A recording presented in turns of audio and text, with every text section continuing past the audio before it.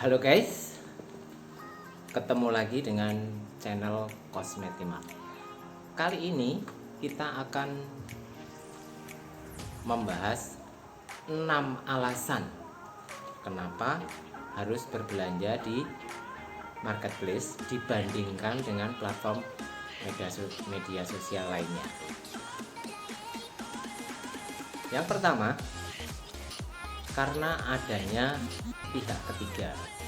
Pihak ketiga ini adalah pihak marketplace seperti Tokopedia, Bukalapak, Shopee, dan lain-lain yang akan menerima pembayaran dari pembeli sebelum penjual mengirimkan barang dan diterima oleh pembeli. Jadi alurnya, pembeli akan membayar belanjaan, uang diterima oleh marketplace, dan penjual menerima orderan, menerima pesanan, kemudian mereka akan mengirimkan barang ke pembeli. Setelah pembeli mengkonfirmasi menerima barang, barulah uang penjualan ini diteruskan kepada penjual. Dan pihak marketplace ini juga akan menjadi moderator nanti kalau terjadi komplain dari pembeli, misalnya pengiriman barangnya kurang, tidak sesuai, rusak, dan sebagainya. Alasan kedua, berbelanja di marketplace itu lebih transparan karena toko bisa dinilai dari reputasinya. Reputasi ini kalau di Tokopedia itu diwujudkan dalam bentuk badge dengan berbagai tingkatan, dari tingkatan bronze 1 2 3 4 5, silver 1 2 3 4 5, gold 1 2 3 4 5 sampai diamond 1 2 3 4 5. Nah, semakin tinggi tingkatan suatu toko, itu berarti semakin bonafit, semakin terpercaya.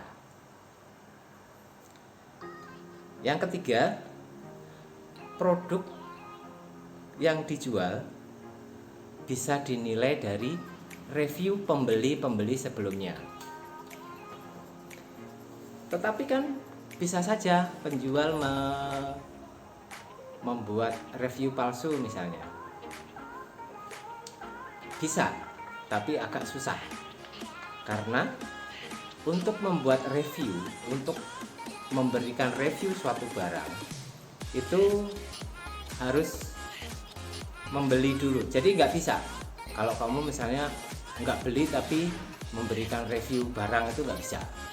Yang bisa memberi review, penilaian terhadap produk, terhadap toko, itu adalah orang yang sudah pernah berbelanja di toko itu.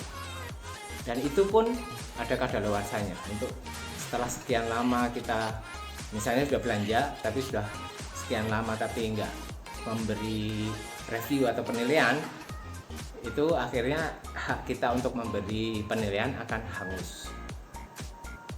Jadi lebih mudah untuk menilai apakah barang yang akan kita beli itu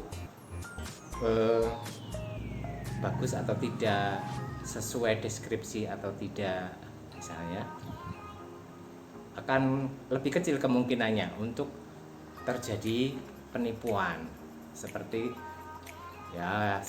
sering terjadilah yang di platform media sosial yang lain ya, karena berhubungan langsung antara pembeli dan penjual tanpa ada pihak moderator, akhirnya pesannya apa, dikirimnya apa misalnya, atau sudah dikirim barang yang tidak sesuai dan seterusnya. Yang keempat, cara pembayaran yang beragam. Jadi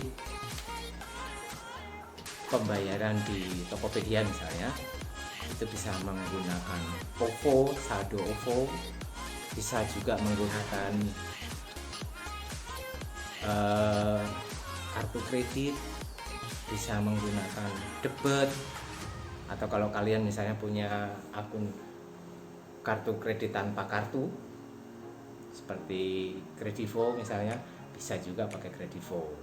Bisa juga hampir malah semuanya, semua marketplace bisa kita bayar di minimarket terdekat, ke Alfa atau ke Indomaret misalnya. Jadi cara pembayarannya jauh lebih mudah dibandingkan dengan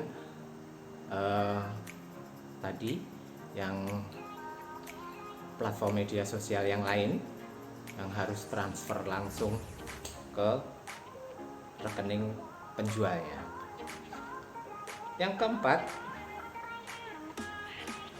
pilihan kurir pengiriman yang beragam. Jadi kalau kita belanja di marketplace, itu kita bisa menentukan durasi pengiriman. Mau instan kurir yang beberapa jam nyampe, atau next day, besok nyampe, hari ini pesan besok nyampe, atau yang reguler 2-3 hari, atau yang lebih panjang lagi, misalnya JNE Tracking, Rex itu dia lebih lama tapi biayanya lebih murah, biasanya untuk barang-barang yang berukuran besar dan berat itu pakai JNE Tracking. Berikutnya, apabila ada masalah, misalnya tadi pengiriman yang tidak sesuai, barang rusak atau barang tidak sampai, ada moderator apabila terjadi komplain dari pembeli. Jadi apabila pembeli merasa dirugikan, dia bisa mengajukan komplain di pusat resolusi. Jadi misalnya barangnya kurang nih, nah, pembeli bisa mengajukan komplain di sana.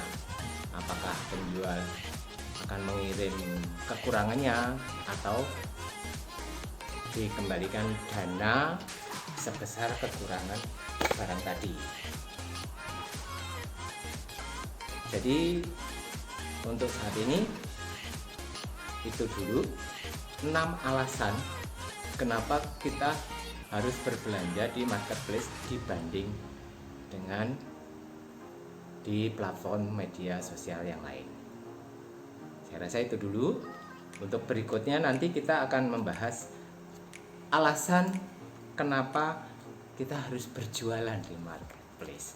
Jadi agar kalian tidak ketinggalan dengan video-video terbaru kita, jangan lupa subscribe dan bunyikan loncengnya agar bisa terus update untuk mengikuti tips-tips sederhana tentang mengelola toko online di marketplace.